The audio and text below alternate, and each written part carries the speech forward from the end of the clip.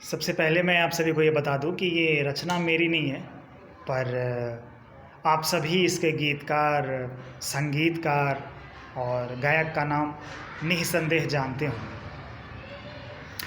पर मैं कई बारी गुनगुनाता हूँ, सोचा आज साझा करते हैं आपसे। तो ये कुछ ऐसे लिखी गई है कि जब कोई अपने देश को छोड़कर परदेश जाता है, अलग अलग कारणों से, जो कि व्यक्तिगत हो सकता है, तब की जो मनोदशा होती है उसमें से एक दशा पर ये है। प्रसंग कुछ ऐसा है कि व्यक्ति का अर्थ अर्थात लक्ष्य धन है और निर्धनता की अवस्था ये है कि उन्हें अपना घर छोड़ना पड़ता है, क्योंकि उस वक्त वो ऐसा महसूस करते हैं कि अगर वो विदेश जाते हैं तो वहाँ कोई ऐसा साधन या स्रोत उन्हें मिल सकता है जिससे कि उनकी आर्थिक अवस्था में कोई परिवर्तन संभव हो सके। पंक्ति कुछ ऐसी है कि दृश्य पहले बता दूं मैं कि दृश्य में ये है कि जब वो विदा ले रहे हैं तो घर के बाकी लोग उन्हें छोड़ने आते हैं, तो वही वो जो जा रहे होते हैं वो खुद लिखते हैं। उनका चरित्र ही कहता है कि सबकी आंखों में आंसू छलक आए थे जब रवाना हुआ था शहर के लिए। शहर का मतलब यहाँ पर वो देश है जहाँ आपका जन्म नहीं हुआ, आप मूलतः वहाँ के नहीं हैं। तो वे वो कहते हैं कि सबकी आंखों में आंसू छलक आए थे जब रवाना हुआ था शहर के लिए। आंखों में आंसू उन लोगों को आया जो इन्हें अलविदा कहने आए थे।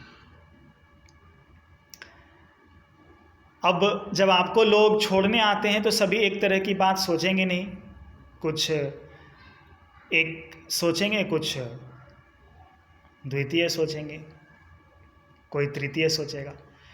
तो अब ये आगे कहते हैं कि कुछ ने मांगी दुआएं कि मैं खुश रहूं, कुछ ने मंदिर में जाकर जलाए दिए। मन में कामना होती है और ईश्वर से प्रार्थना करते हैं, तो दीपक जलाना जो है इस बात की प्रति मानी जाती है कि हाँ, आपने उद्घोष किया है। ईश्वर सुनेंगे या नहीं वो खुद तय करेंगे, पर श्री गणेश कर दिया आपने। दीपक इसका प्रतीक होता है। तो वही वो लिखते हैं कि कुछ ने मांगी दुआएं कि मैं खुश रहूं, कुछ ने मंदिर में जाकर जलाए दिए।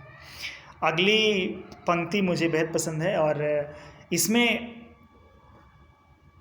मुख्य बात यह है कि ये वो खुद के बारे में नहीं बोल रहा, खुद का इस्तेमाल करता है, पर जिक्र किसी और की हो रही है। आप सुनेंगे तो समझेंगे। और ये बड़ी अजीब सी बात है कि आपके जीवन में आपको हर वो लोग जिसे आप कभी कुछ नहीं दे सकते, आप यकीन मानिए, आप चाहे कितने भी जन्म ले लें, उनके लिए आप कुछ नहीं कर सकते, पर वो आपके लिए ऐसी चीज़ें कर जाते हैं जो कि आपको सब कुछ दे जाती है। उसी पर है कि ये तो आपने सुन लिया कि कुछ नहीं मांगी दुआएं कि मैं खुश रहूं, और कुछ नहीं मंदिर में जाकर जलाए दिए। उनके हर्ष का कारण ये बताते हैं कि उन्हें ऐसा लगता है कि एक दिन मैं बहुत ही बड़ा आदमी बनूंगा, बहुत बड़ा आदमी। अब ये बड़ा क्या है, आदमी तो मैं समझता हूँ, पर बड़ा उनके लिए क्या है ये वो जानते होंगे। मैं इसकी व्याख्या में जाना नहीं चाहूँगा, क्योंकि मेरे लिए बड़ा कुछ और हो सकता है, आपके लिए निश्चित रूप से कुछ और होगा, और उनके लिए तो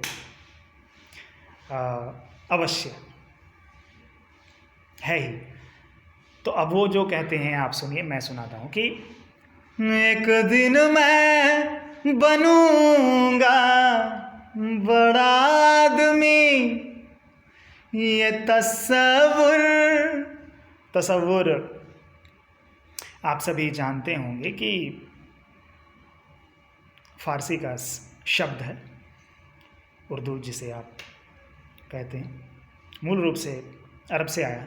इसका ये अर्थ होता है कि जब आपके अंदर कोई कामना होती है और आप उसे पूरा होता हुआ कल्पना करते हैं और हर्ष और उत्साह के मिलन को व्यक्त करना चाहते हैं,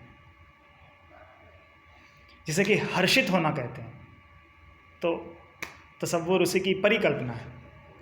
तो उसी में वो लिखते हैं कि एक दिन मैं बनूंगा बड़ा आदमी, ये तसव्वुर उन्हें गुदगुदाता रहा। कुछ खास करने, अब ये कहता है कि मैं कुछ खास करने शहर आया हूँ, ऐसी बात नहीं है, पर मेरे लिए वो नहीं है विशेष, पर उनके लिए बहुत ही विस्मित कर देने वाली बात है। 4 पैसे कमाने में आया शहर, गाँव मेरा मुझे याद आता रहा। वक्त का ये परिंदा कहाँ है रुका, वक्त का ये परिंदा रुका है कहाँ, मैं था पागल जो उसको बुलाता रहा। 4 पैसे, फिर ये इस बात का उल्लेख करता है कि मैं क्यों मुझे अपना घर छोड़ना पड़ा। 4 पैसे कमाने में आया शहर। अगली पंक्ति में कहता है कि और ये सर्वविदित है, भूत वर्तमान और भविष्य की। घर, फिर से मैं आपको बता दूं कि वो क्षेत्र है या जगह है जहां आपका जन्म हुआ है, जिसे आप जन्मभूमि भी कह सकते हैं। तो ये सभी जानते हैं कि घर हर किसी को पसंद है, ऐसा कोई नहीं हुआ अब तक कि जो उसे ना पसंद करता हो। तो वही वो लिखता है कि मैं आ तो गया हूँ यहाँ पर, गाँव मेरा मुझे याद आता रहा, गाँव मेरा मुझे याद आता रहा।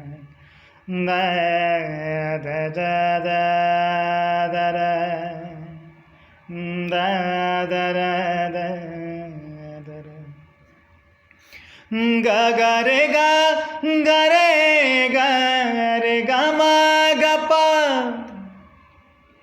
रे गा सा गा गा धा पा नी रे गा मा सा गा रे गा पा रे गा मा गा गा सा धी न गा पा रे गा गा पा धा नी सा। धन्यवाद।